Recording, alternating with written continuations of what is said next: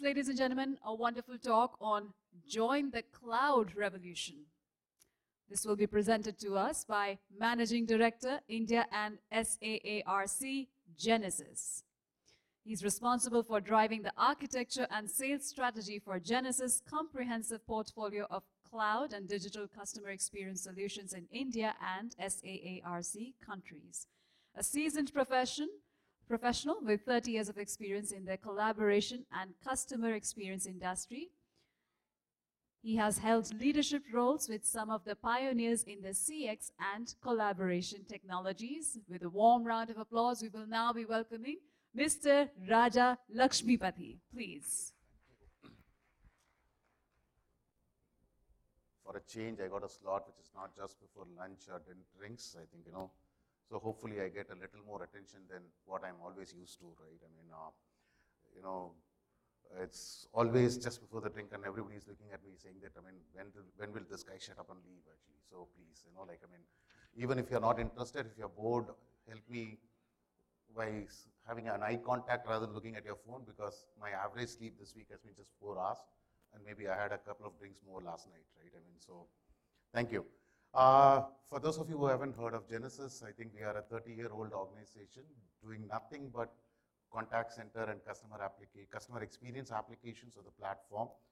And we are based out of US, and then we have our second largest development facility in India, and which is like we are as committed to this market as much as we want to sell into this market, by the way. Yeah.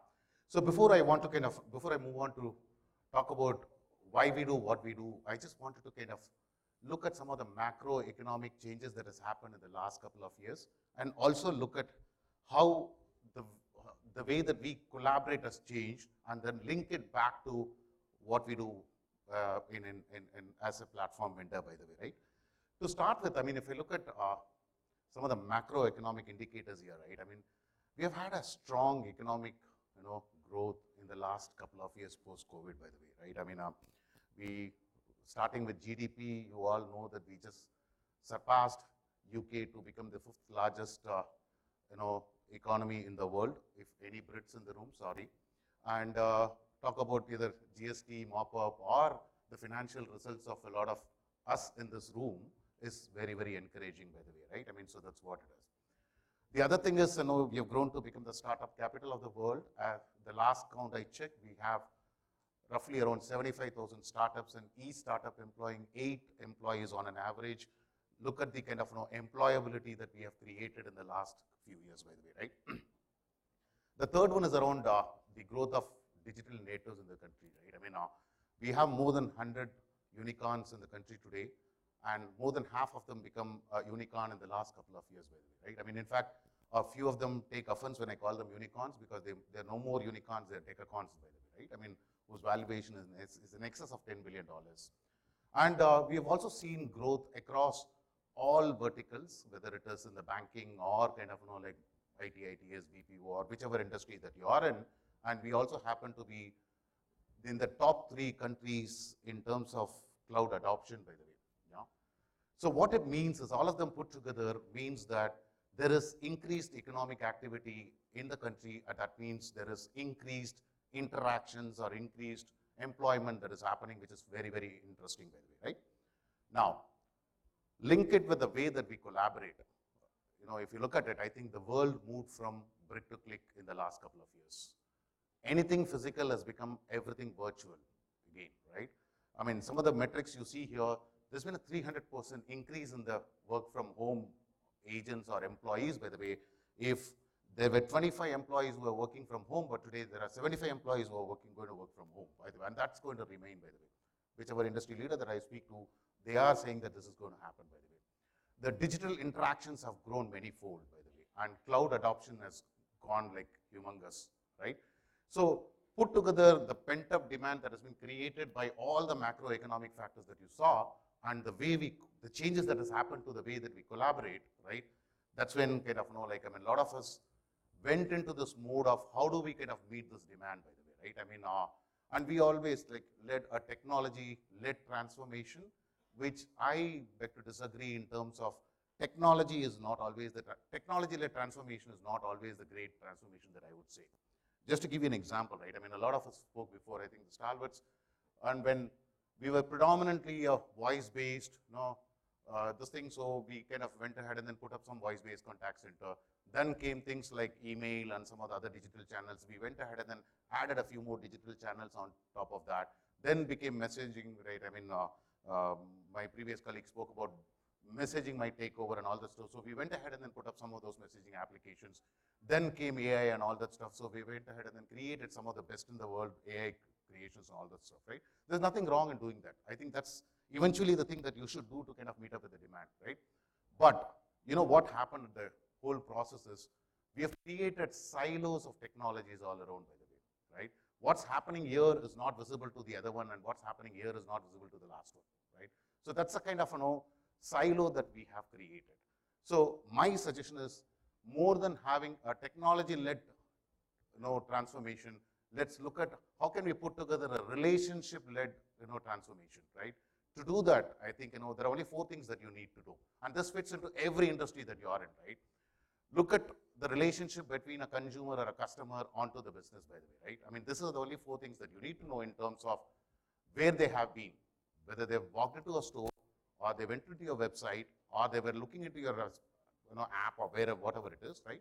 So where they have been, any digital footprint or even a physical interaction, the moment you have that data and relate it to kind of how they engage, right? I mean, am I kind of an old school guy who always want to walk into a branch and then fill in the pain slip to get my thing done, or am I a guy who's more into RTGS and then feel that RTGS is even slower even though it happens in 10 minutes, right? I mean, so look at in terms of how do I want to engage with you, and correlate that in terms of what do they seek, what do they do. Ultimately, a consumer is coming there to buy something, make changes to something that they've already bought, or kind of have a complaint and then they want you to rectify, right? I mean, look at this in terms of what they seek and help them do it on their own terms, right? It's not just like somebody say, right? I mean, I have put contact us on my website and then you're forced to kind of pick up the phone and speak to me, right? I mean, give them the option of doing things the way that they want you to do it, right?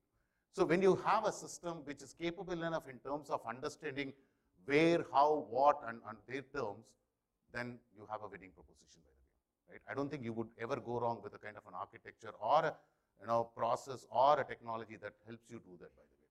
Yeah? That's exactly what we do at Genesys Cloud. Compare this with the previous slide where you had 4 different boxes. I mean, here you will see a free-flowing, seamless kind of thing that is going on. That is also because we are a microservices-led platform where we don't have things which are in silos, by the way. One, this platform can give you anything and everything that you want in terms of the collaboration, by the way. At the same time, be flexible enough to ramp up, ramp down, and go blah blah, none of that, and also help you kind of move data from one application to the other application, right? So that's exactly what it does. And again, it doesn't stop here. I mean, if you look at it, the dots are still flowing to the left and flowing to the right. That means, contact center alone today is not enough, by the way. If anybody thinks that, things would get done within the 4 walls of the contact center, it's not. On an average, our research shows that any contact center today has, on an average, 18 different technology vendors or platforms, by the way, right? So it needs to kind of integrate, have a forward or a backward integration. That's why we have created partnerships with Google, Microsoft, Adobe, Zoom, and any possible things in the world, by the way, right? I mean, so we have a lot of technology partners, plus we have more than 500 plus App Foundry partners who help integrate things with Genesys Cloud, by the way. So that's the capability of Genesys Cloud as a platform, by the way, right? I mean, so everything was good, and last year, till last year, we never had a node in India, by the way.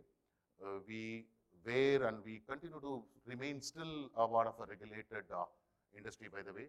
So last year, April 2021, we brought India node into the country. We were the first global player to kind of have a public cloud node in India.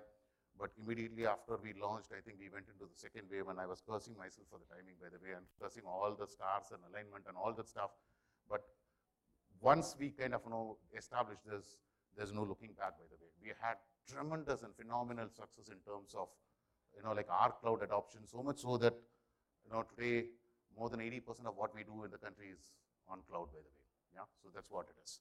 So what it has done is basically bring in the same level of capabilities to Indian enterprises as well, I mean captives, and then kind of be able to deliver the same level of capabilities and features and functionalities to our customers in the country within the framework of Indian regulations, which is highly kind of taken care of, and give all the capabilities with our like partnerships with, like I said, Microsoft or Google, Zoom or whatever, right? I mean, so just to kind of talk about the kind of customers that we have, we are a $2 billion organization based out of US and growing very fast. And then we have 7,000 customers across the globe, managing more than 70 billion interactions every year, by the way, and that's still growing, right? We operate in more than 100 plus countries, right? And if you look at it, I think these are some of our valued customers across the globe, across the verticals, by the way.